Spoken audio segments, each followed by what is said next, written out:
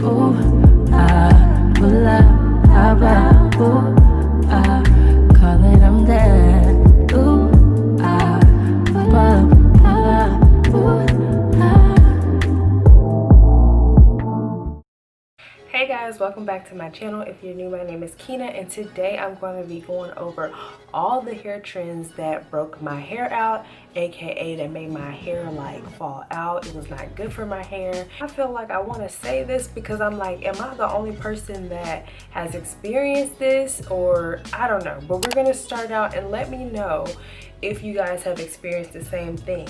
So basically with my hair, just a quick background. For a while, like I wasn't even putting any heat on my hair, and I kept noticing that my hair was falling out.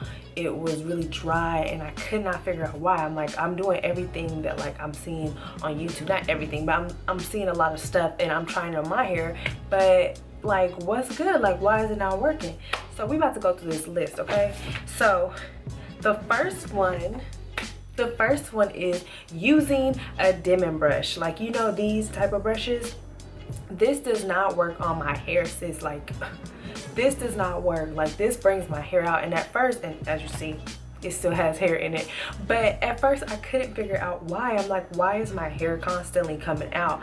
And what I realized is my hair is not made for these little bristles to be combed out. Like, it will come out. Like, my hair is kinky curly, you know, and it will come out if I comb with it. So I now use this for like my wigs, and throwing it everywhere. I now use this for my wigs and my weaves. I do not touch this on my hair. This is a no-go because it will bring all my hair out. Number 2, combing my hair while it's drenched. So I would see a lot of YouTubers, and I still do, in the shower, and like they'll combing their hair out like in the shower, and I'm like, how do they do that and their hair not fall out in clumps?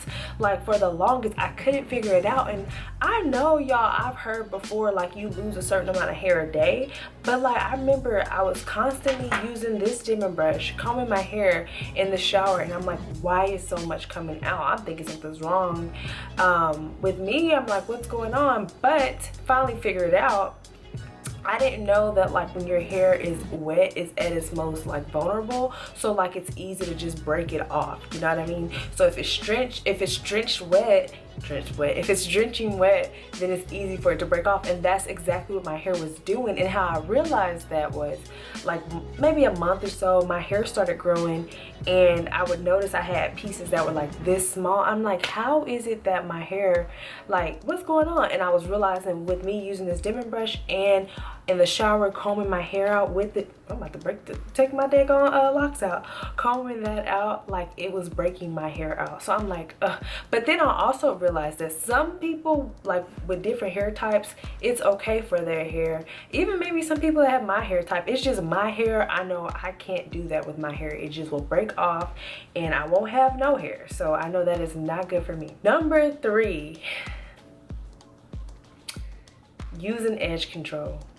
Laying down them edges. Yes, I said it. Laying down them edges. Any type of edge control breaks my hair off. It's just ridiculous. And I finally realized why. Some edge controls have alcohol in it, and also it's drying. And if you think about it, if you're constantly putting something on your hair every single day that's laying it down, it's not going to necessarily like be able to breathe. You know what I mean? So with me, my hair at the front, it just cannot deal with any type of edge control. It breaks it off, for number 1, and it makes it really thin, and it's very drying to my edges. So also, you guys, I actually seen on Instagram, it was this Hairstyles, y'all. He can do some hair, honey, he can clean the kitchen up, if you know what I mean.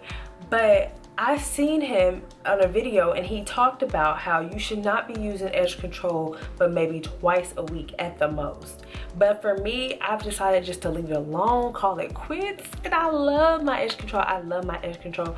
Every blue moon, I catch myself dibbling and dabbling, but I'm trying to stay away from it, you guys, because it does not grow my hair. Instead, what I use is shea butter. I literally will take some shea butter and select my hair down, and then use my baby hair brush, and then put some water, and yeah, and then also I just do this, and yeah, I just pull them out. So yeah, that's another thing that for me, I realized edge control, and I mean all those edge controls, because I've tried a lot of edge controls. All those edge controls are not good for my hair. It just does not work. It makes my hair come out. Every time I wash it out, I notice that my edges are thinner. So I just leave it alone at this point. I have decided to use, like I said, and when it's shea butter, the solid thick shea butter, like when it's solid form, you know, you kind of like pull it down on your hands and let it get all soft, and then like put it on there and put some water and slick your edges and then tie. Try it. It won't get your hair 100% slick, but for your edges, just try it because it does work for me, so it might work for you. Number 4, Eco Styler gel. And all of them make my hair so brittle, you guys. It make it hella dry. It's just ridiculous how bad it, like, my hair just hates Eco Styler. I've tried the black castor oil, the olive oil, the argan oil one. I've tried so many of them and they do not work for my hair. They just bring my hair out. Like, I couldn't figure out, again, why my hair was so brittle and dry after I would like wash my hair, like when I use Eco Styler gel. I'm like, and the thing is, y'all, I would mix the Eco Styler gel with the leave-in conditioner, and I'm like, why is my hair so freaking brittle and dry? Well, I don't know if Eco Styler gel has alcohol in it, but something in it makes my hair super dry. It sucks all the moisture out. No matter how much moisture I put in before I put on top of that gel, it just does not work. Even like sealing it, you know, like putting like oil on it afterwards. I can't even talk.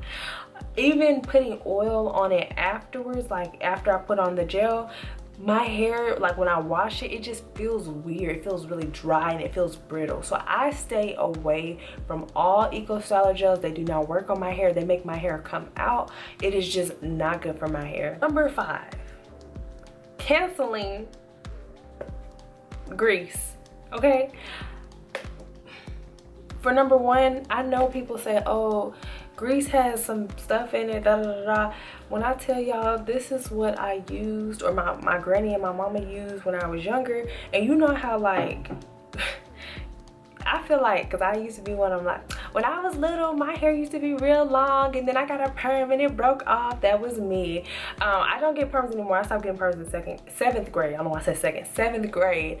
But I also started trying to experiment and do my own hair, and my hair will only stay like a certain length. I'll put a picture, honey. I'll put a picture of my hair. But I couldn't understand, like, why is everybody canceling grease? Because grease was the GOAT back in the day. If you ever noticed, a lot of the girls had long ponytails and they had that damn Blue Magic in, whatever they had. I know for me, you know, some water and some Blue Magic can work a miracle. Okay, this stuff is so good for my hair. For me personally, I realized, like, when I use it on my hair and I seal it after I put my like moisture in there, this stuff keeps my hair moisturized. I've used it underneath my locks, and I mean, it grows my hair, so I don't know, sis. Like, I don't know, it grows my hair. So this is my staple. This Blue Magic ain't going nowhere. This is a staple. Every time I run out, I go back to the store and I run and get some more. Like, this is me. Okay, number 6 is like a really big trending one. It's laying down your frontal with Got2be Glued. Like, that shit is so bad for your hair. It is drying, and then you ever notice the girls, they get like the ring around their forehead? Like, that mess is no good. I feel like for number 1, like, I don't think a frontal is meant to be worn all the time, and I think that's when the abuse comes as far as to your edges or to your forehead, is when it's constantly worn and you're constantly putting it on your I can't even talk. When you're constantly putting it on your forehead and constantly putting it on your scalp, it's just like, yeah.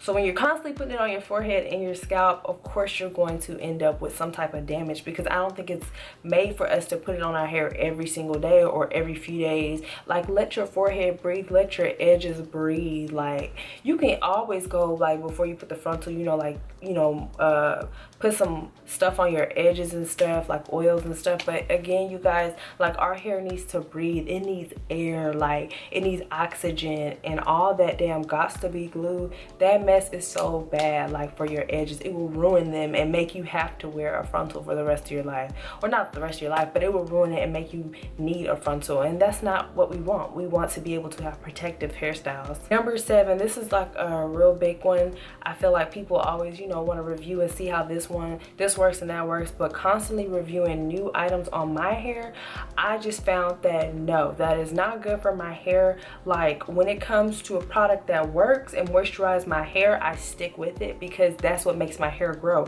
If I constantly try new products and all this, then my hair is stunning my growth. I feel like it is. It's drying up my hair. It's, you know, damaging my hair. And I don't have time to be experiment with my length. I'll experiment with a wig. I'm not going to experiment with my crown anymore. So I'm just figuring out what works exactly for my hair to make my actual hair grow, and I'm sticking to it. Number 9 is constantly switching up my hairstyles and not having time for my hair to breathe. And of course, you guys know I review hair and I love to review hair, but what I was doing for a while, like I would have something in, a few days later take it out and put something else in, and a few days later take it out and put, like, I can't do that. And a lot of the reason why I have locks now is because I'm able to let my hair just get air, you know what I mean? I feel like when your hair is just underneath that wig, it's not getting as much oxygen, and I feel like that's not as good for a healthy scalp. I could be wrong, but this is what I'm noticing for my hair, so I can only speak on myself. But I know now, like, I'm not going to be switching my hair. Like, I'm going to do my hair at least once a week and let it breathe. But really and truly what I've been doing, like, I've been letting my hair like stay at a certain style for maybe like 2 or 3 weeks. But when I do the locks, I let them sit in for like a month or 2. But also I do wash my hair, and when I wash my hair, I wash my hair like once a month. So I mean, it works for me, y'all. Number 10, kind of what I was just saying on, like, constantly wearing wigs, not letting my hair breathe. I mean, it was at one point, I think for like maybe like 2 years straight, I would wear a wig, sew it on, and then, like, you know, make sure my hair is good underneath, and wear that wig for like maybe a few weeks, take it out, wash my hair, put another one on, sew it down, and wear that for another 2 weeks. I did that for like 2 years, and I didn't let my hair breathe. And a big part of hair growth is the hair wants to breathe. So me just speaking on my hair and realizing what my hair loves, it loves to breathe. It does not like to be stuck under a wig all the time. And I feel like that's why at first, like, for years I've been wearing wigs, and I'm like, I'm not seeing the hair growth that I want to. I wasn't taking care of my hair. I was taking care of my wigs better than my hair. And I feel like a lot of women can agree. Like, honestly, like, it's easier to just take care of your wig. And we can say all day, oh, it's a protective style, but if we're not protecting our hair underneath and doing the things that we're supposed to, our hair is not going to grow the way we want it to, the length that we want it to, as fast as we want it to, as fast as it possibly can grow. So yeah. Oh, and also, y'all, it even left a ring, like a ring around my head. Like, you could tell where the wig would sit because I had the wig for so long. And when I say that, I mean like my hair started to get short around here. So that was another thing. It just left like a short hair ring around, like you knew exactly where my wig went. Number 11 is a tight puffs. Like super tight. Like, I gotta slick every piece of hair and then have my puff up. Those puffs, it looks nice. It looked nice, don't get me wrong, but you guys, it's pulling at our hair. Like, it's pulling and it's popping those hair follicles out of your scalp. I could be saying it wrong, but it's popping your hair.